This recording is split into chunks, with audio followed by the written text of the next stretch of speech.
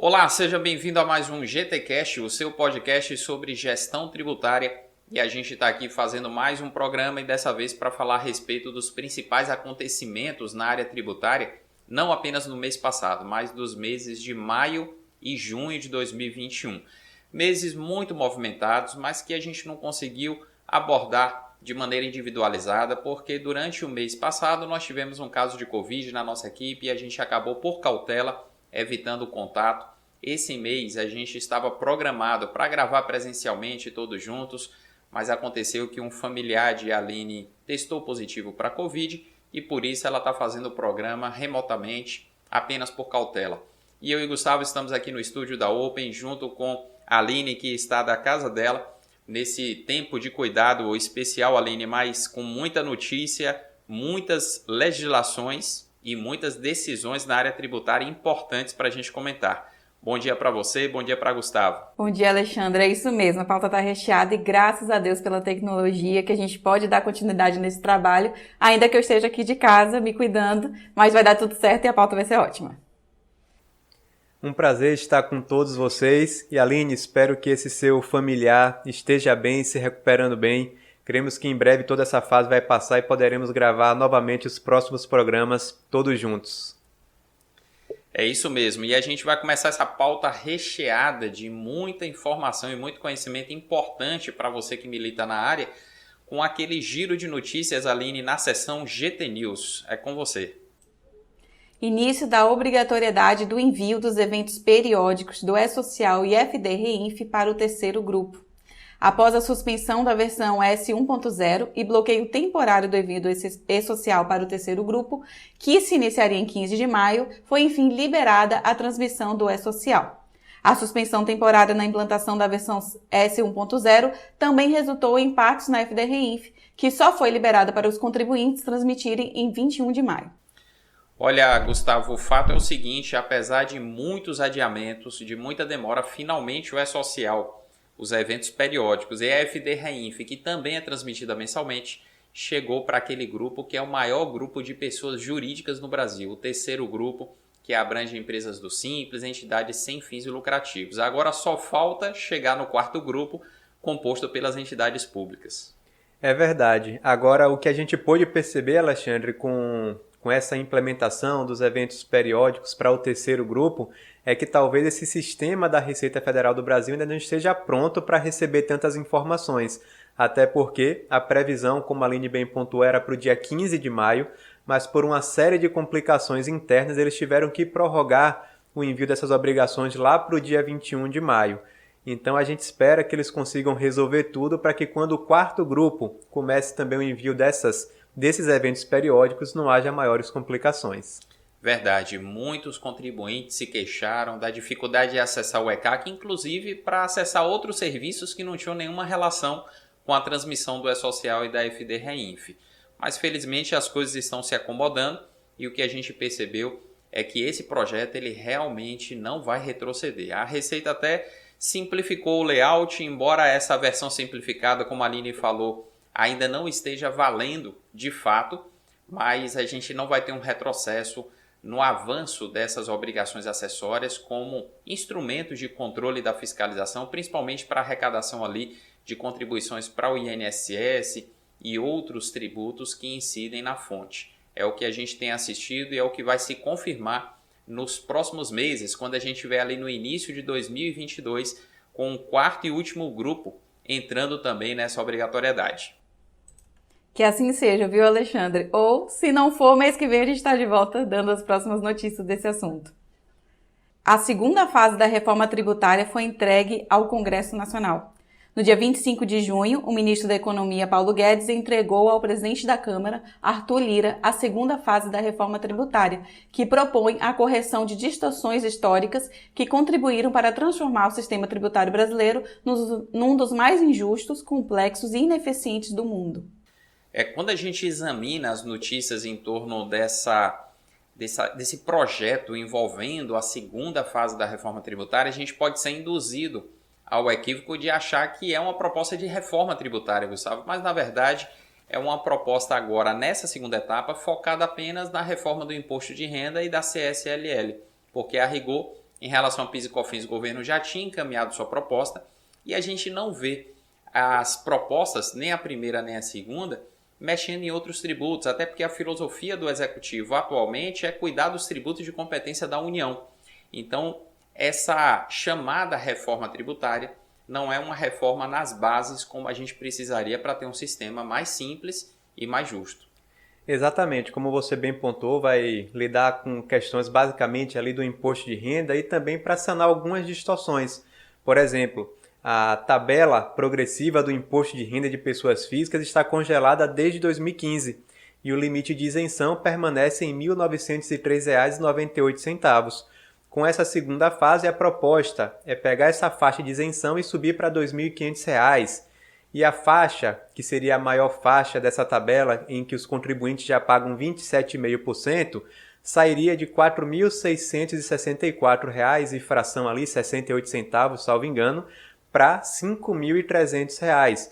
Então você aumentaria o número de pessoas isentas e aqueles que pagam 27,5%, que não chegariam a esse novo teto, pagariam um pouco menos de imposto de renda. Isso falando de pessoas físicas. E quando falamos de pessoas jurídicas, há uma tendência de redução da alíquota de 15% para 10%. Em termos práticos, se a gente pegar uma empresa que tem um faturamento mensal de R$ 50 mil, ela teria no mês uma redução de aproximadamente R$ 2.000 pelos cálculos que têm sido feitos. Então, assim, são para sanar essas distorções, para tentar dar uma enxugada e uma reduzida na tributação, mas como você disse, não é uma reforma. Não vamos mudar o nosso sistema tributário nesse sentido. Exato, inclusive em relação a uma das propostas mais polêmicas na tributação do IR sobre os rendimentos de empresas, diz respeito à distribuição de dividendos, que desde 1996 constitui rendimentos isentos não só para o imposto de renda, mas também para o INSS, e a proposta do governo é tributar com o imposto de renda essa distribuição de lucros da pessoa jurídica para a pessoa física. Agora, a proposta do governo é tributar mantendo ali uma faixa de isenção que privilegiaria e, de certa maneira, protegeria o pequeno empresário, já que até um rendimento de R$ 20 mil ele não pagaria nada. E isso é bastante polêmico porque em outros países em que a gente vê a tributação dos dividendos acontecer, a gente tem uma tributação muito mais leve sobre a pessoa jurídica. E aqui no Brasil a gente não está assistindo uma redução substancial, até porque não está havendo uma reforma de fato, uma redução substancial na tributação da pessoa jurídica que justifique essa tributação dos dividendos sobre a pessoa física. Um tema muito polêmico e certamente vai render muita discussão no âmbito do Congresso. Vamos para a próxima sessão, Agora é Lei, comentando as principais normas tributárias publicadas nos meses de maio e junho de 2021. A primeira norma é o despacho número 246 da PGFN de 24 de maio de 2021. Através desse despacho, a PGFN aprovou o parecer SEI 7.698 de 2021/ME, a fim de que a administração tributária passe a observar, em relação a todos os seus procedimentos, o acórdão que julgou os embargos declaratórios opostos pela Fazenda Nacional no recurso extraordinário 574-706/PR. Alexandre, esses embargos declaratórios eram referentes à exclusão do ICMS da base de cálculo do PIS e da COFINS e que realmente necessitavam dessa manifestação da PGFN para que tivesse esse efeito vinculante, não é isso mesmo?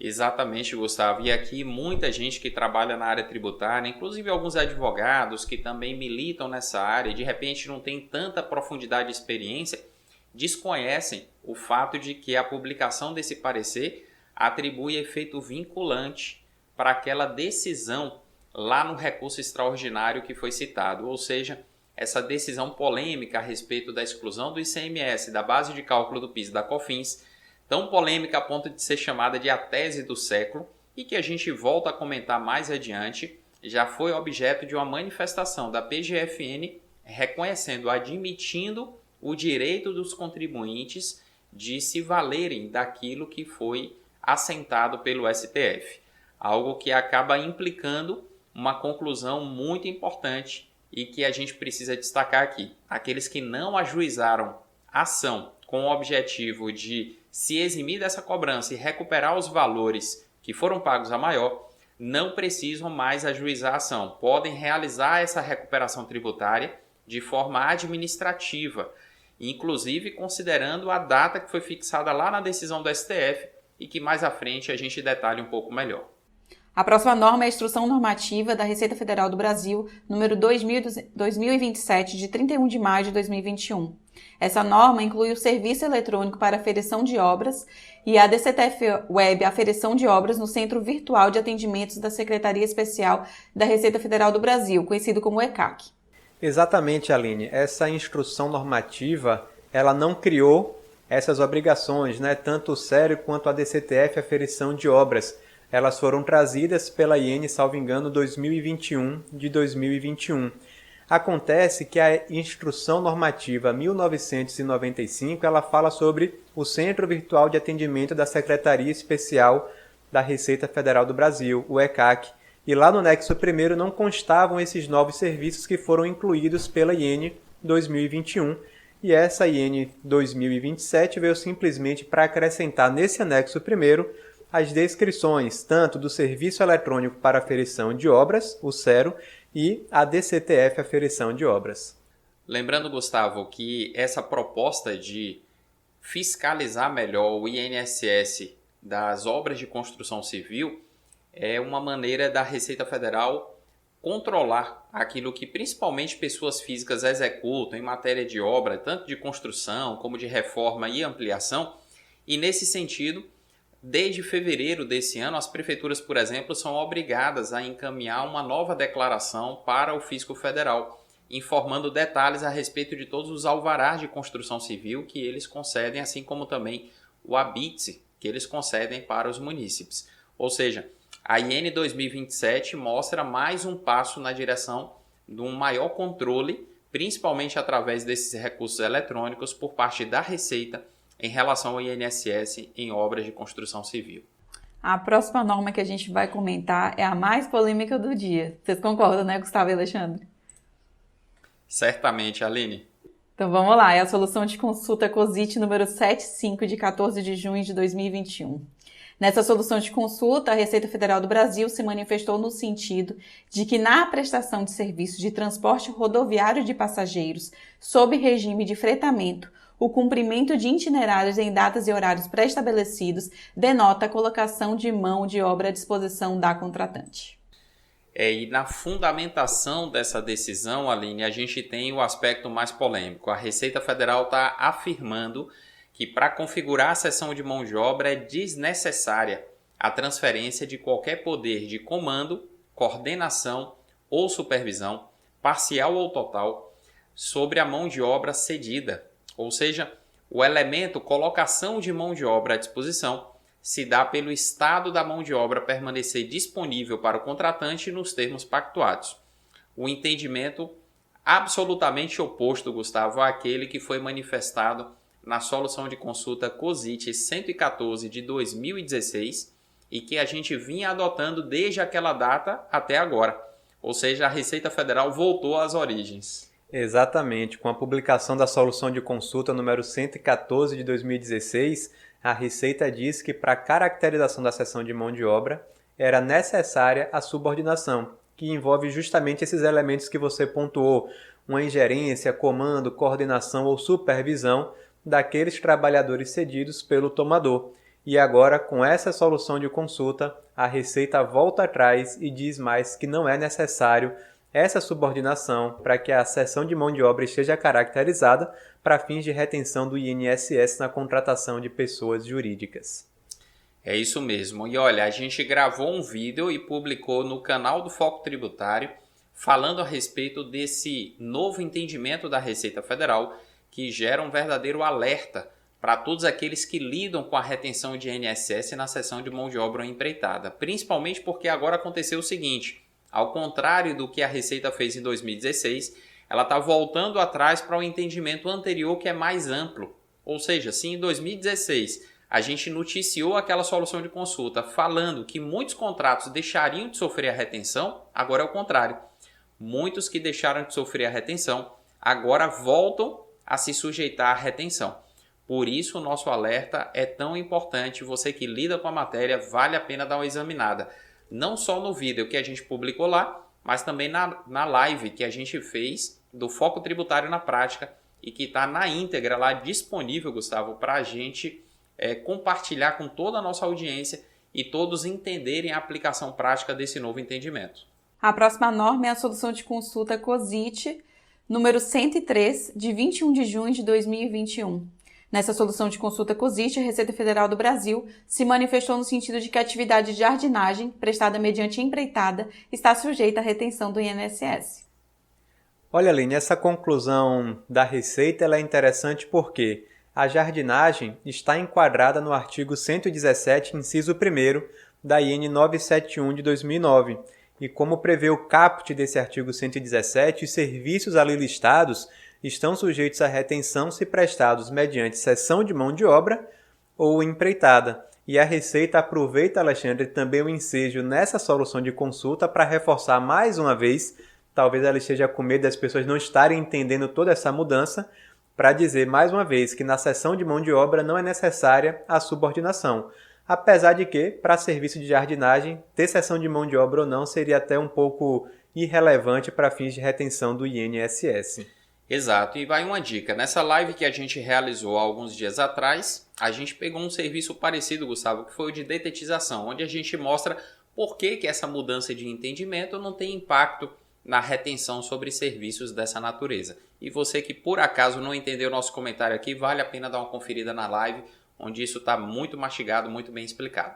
A outra norma é a solução de consulta COSIT, número 87, de 21 de junho de 2021. Nessa solução de consulta COSIT, a Receita Federal do Brasil dispõe sobre a incidência do imposto de renda retido na fonte do INSS sobre os valores recebidos pelo ministro de confissão religiosa e pelo membro de Instituto de Vida Consagrada sobre a forma de pagamento do plano de saúde pela entidade religiosa. Essa decisão ela é interessante, Gustavo, Aline, pelo seguinte, ela fala de imposto de renda na fonte e do INSS, tanto patronal quanto retenção. E a conclusão é diferente para cada um dos dois tributos. Quer dizer, a conclusão da Receita incide imposto de renda sobre o plano de saúde que uma entidade religiosa paga em favor dos seus ministros de confissão religiosa. Agora, não incide o INSS em função de que, lá na legislação previdenciária, existe a previsão para que o ministro de confissão religiosa, recebendo um valor que é destinado à sua subsistência, à sua manutenção, ele não seja tratado como quem está recebendo a remuneração. Tanto é assim que o próprio ministro de confissão religiosa recolhe o INSS dele com a alíquota de 20% sobre o valor que é entre o valor mínimo e o valor máximo do salário de contribuição. Ou seja, ele não necessariamente tem que declarar tudo aquilo que ele recebe e nem incluir o plano de saúde na base de incidência.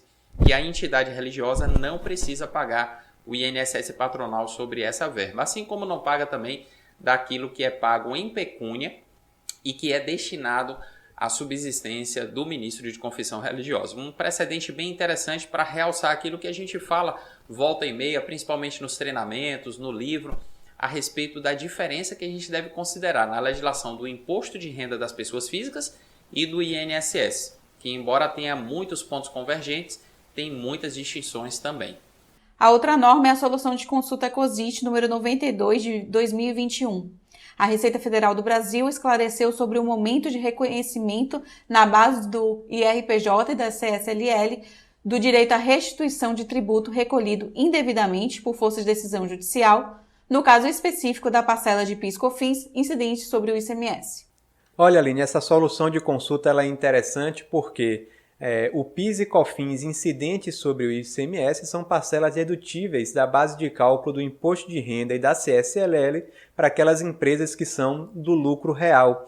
Então, a partir do momento que há uma decisão judicial dizendo que esse contribuinte tem direito a uma redução de PIS e COFINS, necessariamente esse crédito vai incidir também sobre o IR e CSLL. E a pergunta era: isso tem que ser feito no ano em que o direito está sendo concedido ou agora? E me parece, Alexandre, que a decisão é no sentido de que você não tem que retificar o ano em que aquela redução ocorreu e gerou aquele crédito, mas no ano corrente, não é isso mesmo? É isso mesmo, até porque isso daria um trabalho enorme. Imagina uma empresa que ajuizou uma ação pleiteando esse direito lá no ano de 2015 e que tem direito de fazer retroagir essa decisão do STF desde 2010.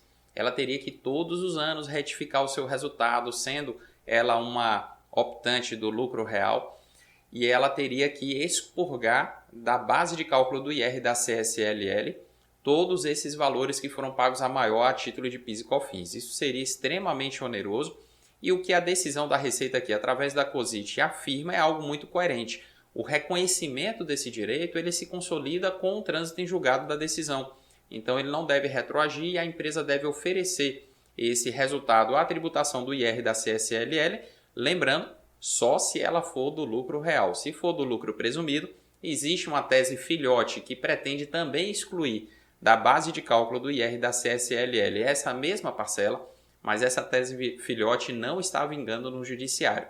De qualquer maneira, a gente vai ter que aguardar as cenas dos próximos capítulos para ver como é que essa tese vai ser julgada em definitivo. A próxima norma é a Solução de Consulta COSIT número 100, de 21 de junho de 2021, que dispõe sobre a compensação cruzada entre débitos previdenciários e créditos dos demais tributos administrados pela Receita Federal.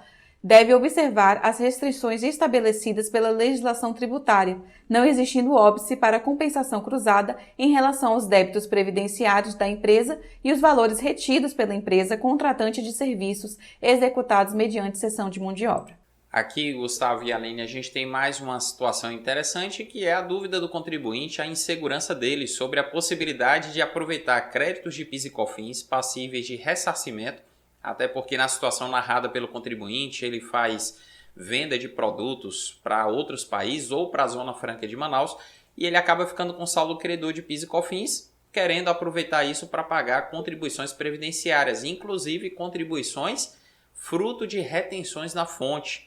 E a Receita Federal está validando que para as empresas enquadradas no regime da chamada compensação cruzada, isso é perfeitamente legítimo, ou seja, uma empresa pode, de algum tempo para cá, a depender do seu perfil ali no primeiro ou no segundo grupo do E-Social, se valer dos créditos de PIS e COFINS para quitar débitos de natureza previdenciária, inclusive a parcela relativa ao chamado SAT ou RAT, os riscos ambientais do trabalho, a parcela de retenção na aquisição de produtor rural, a parcela de retenção de INSS na cessão de mão de obra, o que dá uma flexibilidade muito maior para o aproveitamento desses créditos e dá mais liquidez para as empresas. Por isso que é tão importante as empresas estarem atentas a essas mudanças advindas com o E-Social, o FD-Reinf e DCTF Web.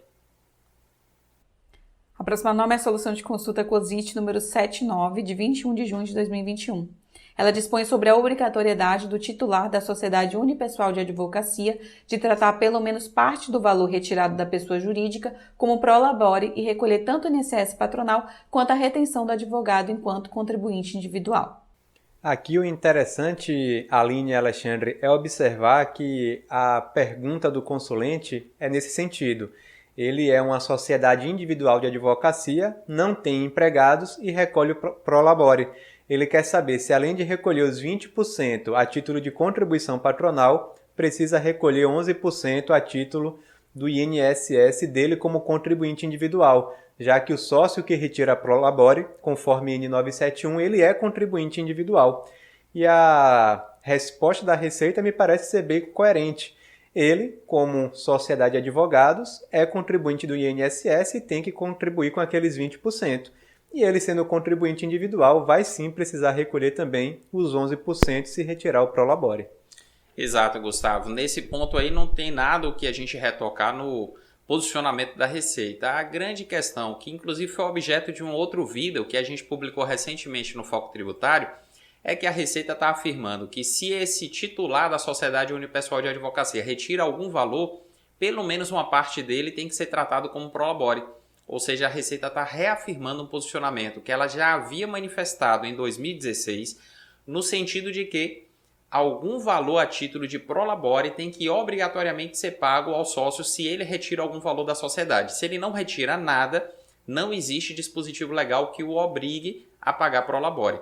Agora o detalhe, a Receita não mostra qual é o dispositivo legal que afirma que se ele fizer alguma retirada, uma parte tem que ser prolabore. Aqui eu penso que ela viola o princípio da legalidade, que é um princípio não só necessário de ser observado no âmbito tributário, mas é um princípio fundamental no nosso sistema constitucional consta ali como cláusula pétrea no artigo 5º. Por isso a gente pode dizer, nesse aspecto, o entendimento da Receita é bastante equivocado. Eu recomendo você assistir ao que a gente coloca lá nesse vídeo que foi publicado no Foco Tributário, porque a gente também faz uma interpretação muito pragmática desse posicionamento que o fisco apresentou.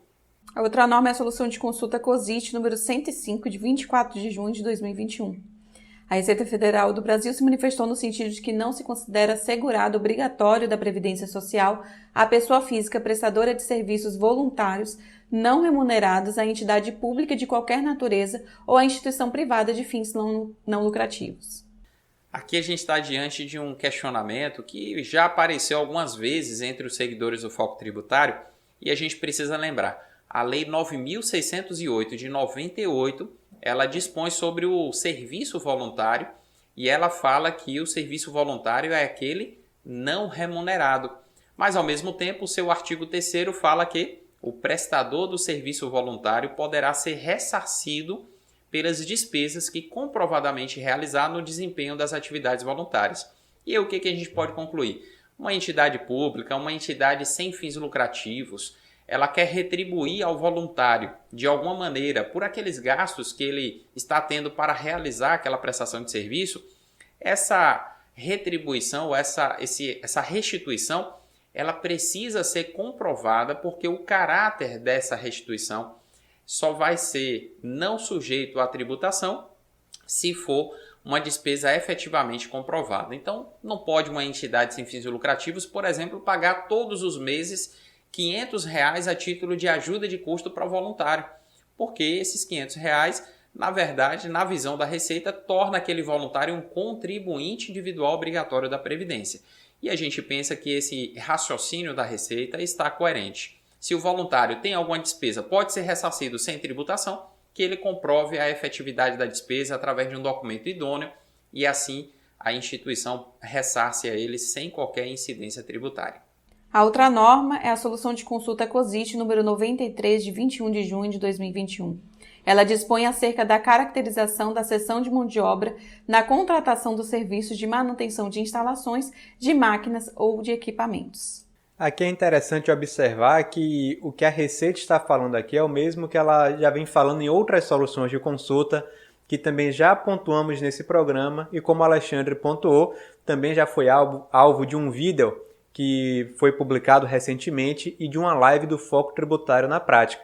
Diz respeito à mudança nos requisitos para a caracterização da cessão de mão de obra, em que não há mais necessidade da configuração da subordinação. O que a gente não pode perder de vista é que quando falamos de manutenção de instalações, de máquinas ou equipamentos, quando não estamos diante de uma atividade de construção civil, o próprio inciso 14 do artigo 118 da IN 971 de 2009 determina que para a configuração da cessão de mão de obra é necessária a colocação de equipe à disposição. Então, tendo ou não a subordinação, esse elemento é imprescindível para a retenção do INSS nesses casos. Exato, inclusive há tanta confusão em torno da incidência ou não do INSS nesses contratos de manutenção que a gente recomenda a você que ainda não assistiu a nossa live, que você dê uma checada lá, porque a gente trabalha basicamente ali 4 exemplos diferentes envolvendo vários tipos de manutenção. E é extremamente importante você conferir isso para ter segurança em relação a como proceder em relação a esses contratos, caso você já não tenha um conhecimento profundo a respeito da matéria. A outra norma é a Solução de Consulta COSIT número 107, de 24 de junho de 2021, e ela dispõe acerca da caracterização da cessão de mão de obra na contratação dos serviços de apoio a diagnóstico em radiologia. Mais uma vez, a Receita Federal do Brasil falando a respeito daquele elemento da subordinação como elemento caracterizador da cessão de mão de obra. Como vocês podem ver, foram muitas soluções de consulta, a Receita Federal do Brasil tentando deixar bem claro que aquele entendimento manifestado na solução de consulta 114 foi superado. Então, ela foi reformulando os entendimentos e a cada consulta ela faz questão de reforçar esse novo entendimento. E aqui agora em um serviço de saúde, um serviço de radiologia. E mais uma vez, não é necessário mais a subordinação para que a cessão de mão de obra esteja presente, Então, os serviços de saúde que de 2016 para cá passaram a ter uma incidência da retenção muito menor, talvez voltem a sofrer a retenção com muito mais frequência. Exato, e a crítica que eu faço é ao fato de a Receita Federal não estar se manifestando a respeito do entendimento anterior específico para essas atividades. Então, por exemplo, em relação ao serviço de saúde, tem uma solução de consulta famosa para aqueles que lidam com a matéria, que é a 134 de 2019, em que ela fala que serviços de medicina, de atendimento médico, de ginástica laboral, de aplicação de vacinas, inexistindo essa característica da subordinação do terceirizado ao tomador, a retenção não era devida. Por que ela não aproveitou agora a solução 107 de 2021 para falar que ela estava reformando o entendimento daquela de 2019? Já que a gente está falando de serviços, Gustavo, que se enquadram no mesmo inciso do artigo 118, serviços de saúde, assim como radiologia, todos esses outros também estão enquadrados ali. É essa crítica que a gente faz à Receita, porque essa dificuldade provocada pela omissão da Receita nessa manifestação, por exemplo, vai fazer com que muita gente continue a proceder de maneira equivocada e, vamos dizer, muita gente induzida por um erro provocado pelo próprio Fisco Federal. A outra norma é a Solução de Consulta COSIT número 102, de 21 de junho de 2021. Ela dispõe sobre a necessidade de apresentação do SEBAS, juntamente com a declaração relacionada nos modelos constantes nos anexos 2 e 3 da INRFB 1234/2012, pelas instituições previstas no inciso 3º da referida norma e as instituições de caráter filantrópico, enquanto que as instituições de caráter recreativo, cultural, científico e as associações devem apresentar apenas a declaração de acordo com o modelo constante no anexo 3º, sem a necessidade de apresentação do SEBAS. A primeira observação que eu faço a respeito dessa solução de consulta, Alexandre, é que ela não se aplica para todos os perfis de fonte pagadora. Ela é bem específica ao falar a respeito daqueles que são regidos pela IN 1234 de 2012. E aqui basicamente vamos ter os órgãos, autarquias e fundações federais, bem como também as empresas públicas e sociedades de economia mista federais também. Então, o órgão público estadual ele não está vinculado a essa solução de consulta e isso é importante entender para também compreender o alcance dessa solução de consulta. É verdade, Gustavo, e como nós temos muitos seguidores e clientes também que são da esfera federal, que estão nesse perfil que você citou, é importante a gente esclarecer para eles, porque muitas vezes em treinamentos eu fui questionado a respeito disso. Se eles contratam, por exemplo, uma instituição de assistência social, como uma entidade sem fins lucrativos que faz a intermediação na contratação de estagiários. Várias que estão no mercado são entidades que possuem o SEBAS e elas não sofrem a retenção se apresentarem a declaração do anexo 2º da IN junto com o SEBAS. Já no outro inciso, lá do artigo 4º, que fala de instituições de caráter filantrópico, recreativo, cultural, científico e as associações, a gente tem uma outra declaração, que é a declaração do anexo 3º da mesma IN. E a dúvida é, essas entidades precisariam apresentar o SEBAS também para não sofrerem a retenção do IR das contribuições? A Receita esclareceu que ali no inciso 4º do artigo 4º da IN, a gente tem que separar as entidades de caráter filantrópico que podem ser candidatas à obtenção do SEBAS. Elas precisam apresentar o SEBAS junto com a declaração para não sofrer a retenção. Mas, por exemplo, uma entidade sem fins lucrativos de caráter científico, que às vezes organiza um congresso e um órgão ou empresa federal quer inscrever alguns funcionários naquele congresso. Ela precisa apresentar o anexo 3º devidamente assinado, mas ela não tem que apresentar o SEBAS, até porque ela não está no perfil de uma entidade que pode obter o SEBAS. E essa crítica que a gente fez desde 2015, quando a legislação foi alterada, que a Receita não deixou isso claro. Inclusive, a Receita foi provocada para se manifestar sobre isso alguns anos atrás, e na solução COSIT que ela respondeu a um contribuinte, ela acabou se esquivando de enfrentar esse tema. E agora, finalmente, ela traz luz para essa questão, e a gente tem que parabenizar a Receita, porque, Gustavo, antes tarde do que mais tarde ainda, né? É verdade, pelo menos ela se manifestou a respeito disso, como você disse, tarde, mas pelo menos esclareceu esse ponto polêmico. Verdade. Pois é, a gente critica, mas a gente também elogia a Receita, tá? Exatamente. Vamos agora para os comentários acerca das principais decisões judiciais ou administrativas sobre a matéria tributária. É a seção de olho nos tribunais. O STF permitiu cobrança de diferencial de alíquota de ICMS no Simples. É constitucional a imposição tributária de diferencial de alíquota do ICMS pelo Estado de destino na entrada de mercadoria em seu território devido por sociedade empresária aderente ao Simples Nacional, independentemente da posição desta na cadeia produtiva ou da possibilidade de compensação dos créditos.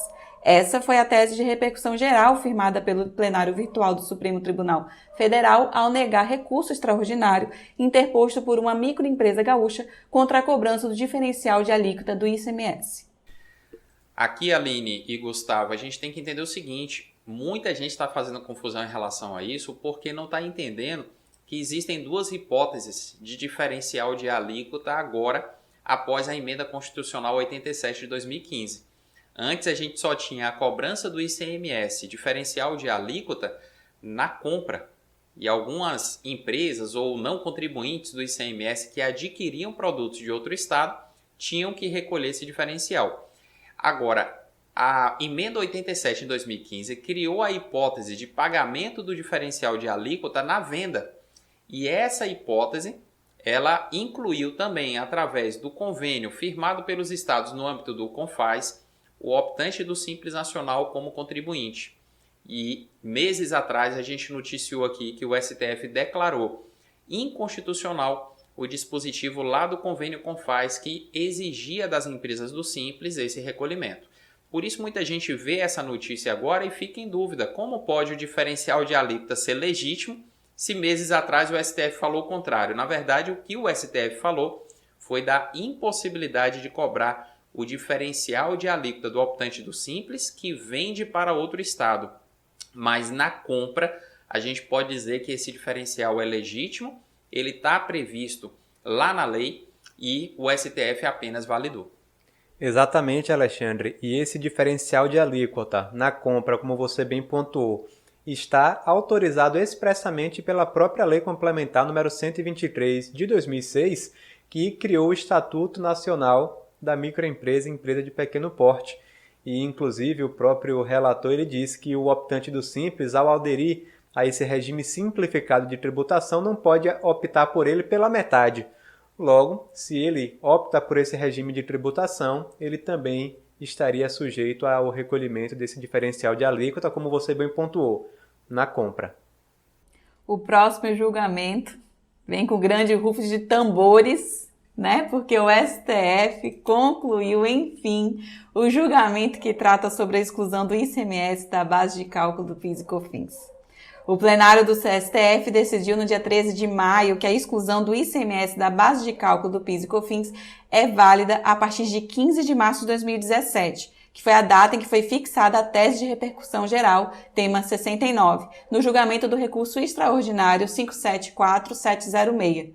Os ministros também esclareceram que o ICMS que não se inclui na base de cálculo do PIS e COFINS é o que é o destacado na nota fiscal.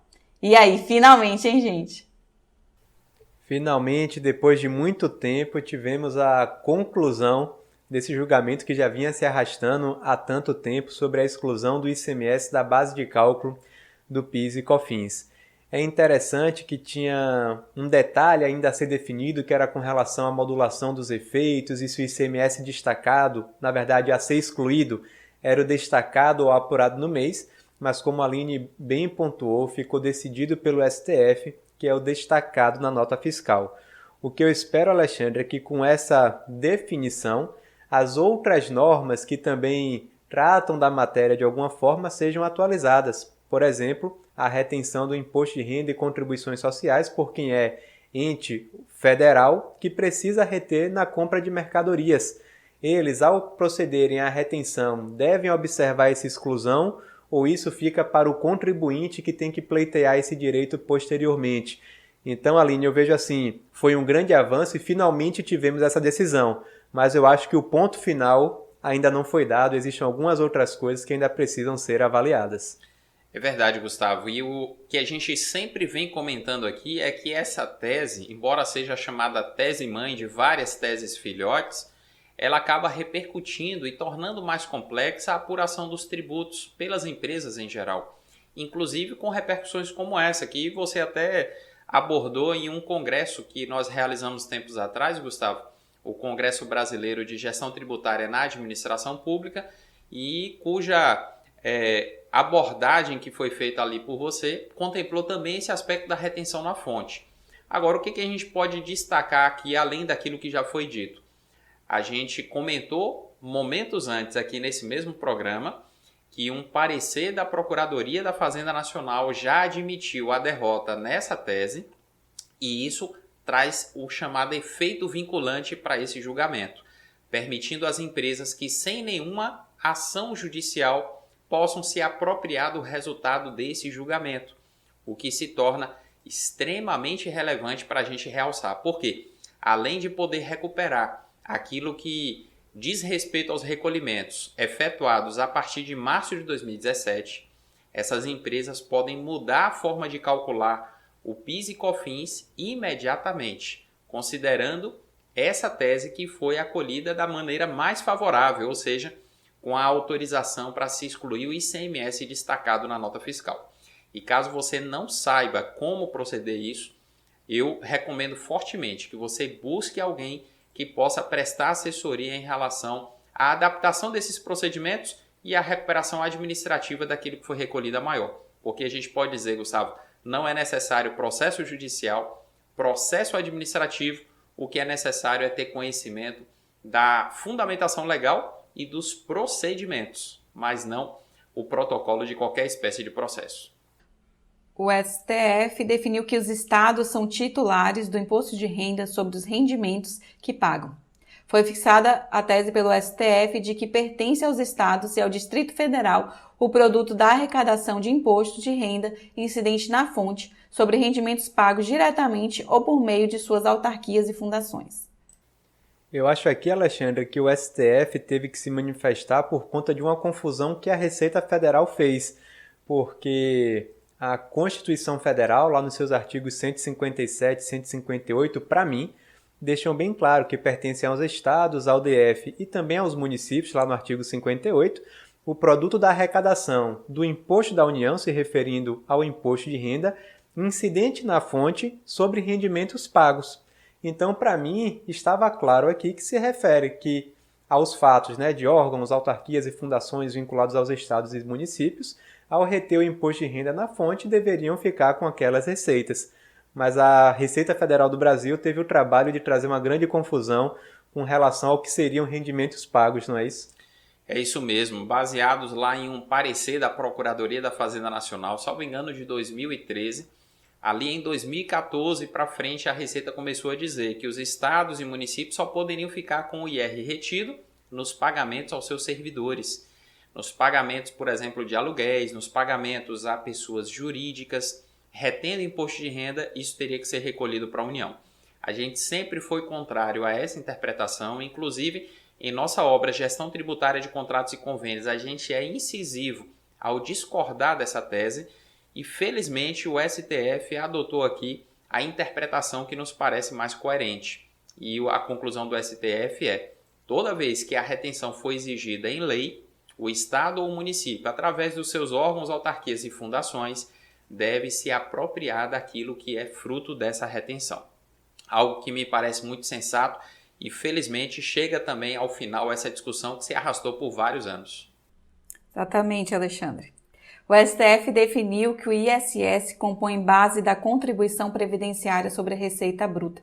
Os ministros do STF decidiram manter o ISS na base de cálculo da CPRB. A tese fixada pelo STF, por maioria de votos, ganhou repercussão geral no tema 1135.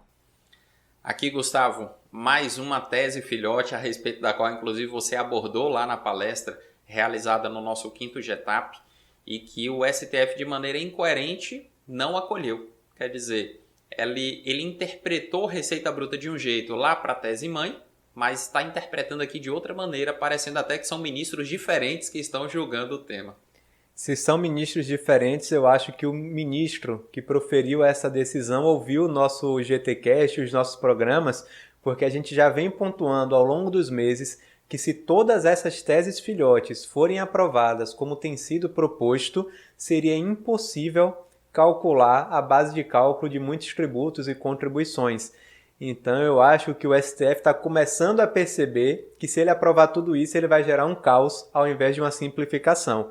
Então, apesar de termos dito que o STF definiu que é possível excluir o ICMS da base de cálculo do PIS e da COFINS, a tese que, como você bem pontuou, chamamos de tese mãe, para essa tese filhote do ISS da base de cálculo da CPRB, o STF já teve uma posição contrária, interpretando receita bruta de uma forma diferente e dizendo que o ISS compõe a base de cálculo da CPRB. São Paulo dispensou recolhimento do ICMS sobre software. O Estado de São Paulo dispensou a tributação pelo ICMS sobre operações com software. As consultas tributárias, publicadas em maio, incorporaram a decisão do Supremo Tribunal Federal que determinou a incidência do ISS sobre o licenciamento ou a cessão do direito de uso de programas de computador. Olha, aqui é interessante porque o Estado de São Paulo foi um dos que mais criou polêmica com relação à tributação do software, que entendia que era uma operação em que se incidia o ICMS. Mas como já pontuamos em outro programa do GTcast, o STF reconheceu que as operações que envolvem licenciamento de software, sejam eles de prateleira ou sejam eles produzidos especificamente para uma fonte pagadora, ficam sujeitos ao ISS. Então o Estado de São Paulo, de forma bem coerente, voltou atrás e disse que não vai cobrar o ICMS sobre essas operações.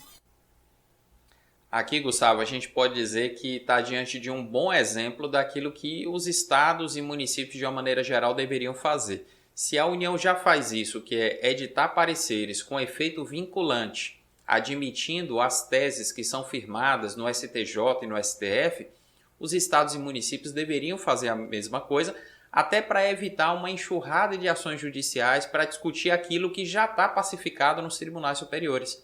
Ou seja, o que o Estado de São Paulo fez me parece muito coerente, muito sensato e é um exemplo a ser seguido por outros entes federativos. Então, nossos parabéns ao Estado de São Paulo por não ter aguardado outras ações judiciais que chegariam à mesma conclusão, mas ter se antecipado e reconhecido esse direito dos contribuintes. E direito também dos municípios, né, em relação à arrecadação do ISS nessas operações. O TRF excluiu o terço de férias do cálculo de contribuição ao SENAI. O Tribunal Regional Federal da Terceira Região, sediado em São Paulo, retirou o terço de férias da base de cálculo das contribuições ao SENAI de uma indústria. A decisão chama a atenção porque aplica precedente do Superior Tribunal de Justiça ao caso, mesmo depois de o STF ter decidido em sentido contrário. A PGFN, inclusive, recorreu da decisão. Aqui mais um exemplo do caos tributário que, em parte, foi instalado pelo próprio judiciário, na medida em que a gente tem decisões que são desconexas, que são contraditórias, e esse exemplo aqui é um exemplo que nos deixa em alerta. O Tribunal Regional Federal da Terceira Região decidindo contrariamente àquilo que o STF colocou. Tudo bem que o STF estava analisando as contribuições previdenciárias, mas as contribuições para o SENAI têm a mesma base. Por isso, a gente não entende coerente e acredita que essa decisão ela não vai vingar diante daquele precedente que a gente noticiou alguns meses atrás aqui, que foi proferido pelo STF. Chegamos à última etapa do nosso programa, dedicada a responder às perguntas dos nossos ouvintes. É a sessão Pergunte ao Especialista. A primeira dúvida veio do Rogério Moraes e ele nos questionou assim: uma empresa vai prestar serviços de arquitetura. Além do projeto, ela irá executar a obra. Não é obra ou projeto de construção civil. Nesse caso, pela execução desse projeto, há retenção de INSS? Rogério, excelente pergunta e eu vou aproveitar ela para fazer uma distinção. A Receita Federal do Brasil já disse que nas obras de construção civil que envolvem projetos, esse projeto deve ser tratado no contexto da obra. Então, apesar do projeto não ser uma atividade sujeita à retenção, por compor uma obra de construção civil, a retenção deve ser devida de acordo com o que prevê o anexo 7º, junto com os artigos que falam da retenção na IN 971 de 2009. No entanto, ao ler sua dúvida, me parece que você está falando de um projeto de arquitetura, e essa obra a que você se refere são obras de arquitetura relacionadas a esse projeto.